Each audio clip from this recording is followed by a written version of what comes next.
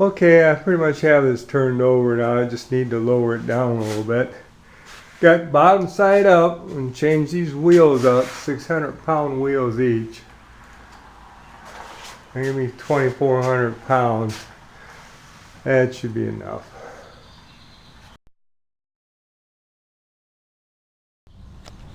My shiny new red wheels, 600-pound capacity wheels.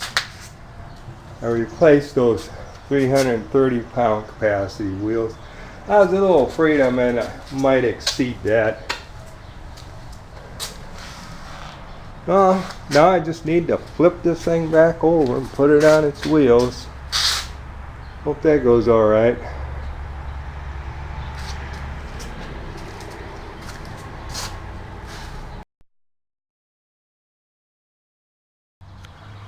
Getting ready to paint the base for my new machine. I couldn't decide if I want to just put a clear coat on it or something darker. I kind of went with that. I'm not sure if I'm going to like that, but that's what's going on here. Hope it looks nice. Kind of like that color after it finally dried here. I think it looks pretty good. I'll put some highlight colors on it. Yeah, it took quite a while to paint all that, but it's nice to have it finished.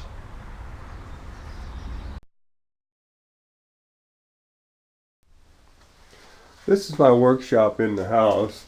Got a little tool chest here.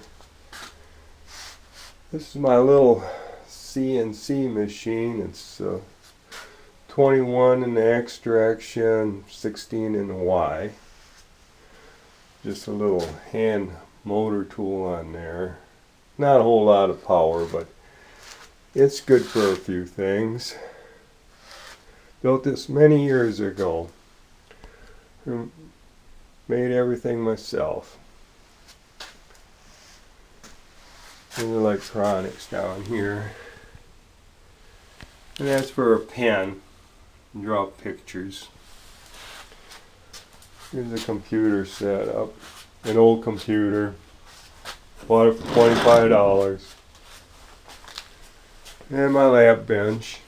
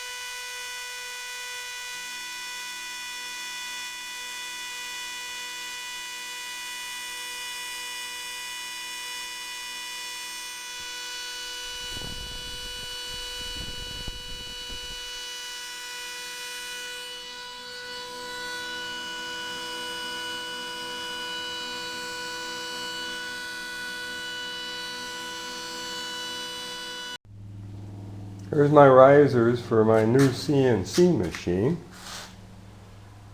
If I was in kindergarten, I probably only got a D for line following with that bandsaw, but I think they turned out alright. What's important is that the holes are in the proper spot. So the bearings and the uprights all line up correctly. So they should work. These aren't the actual parts that I'll be using. I'm just making sure that I have everything correct before I commit to a 3/4 inch aluminum plate. That's what those are going to be cut out of, 3/4 inch aluminum plates.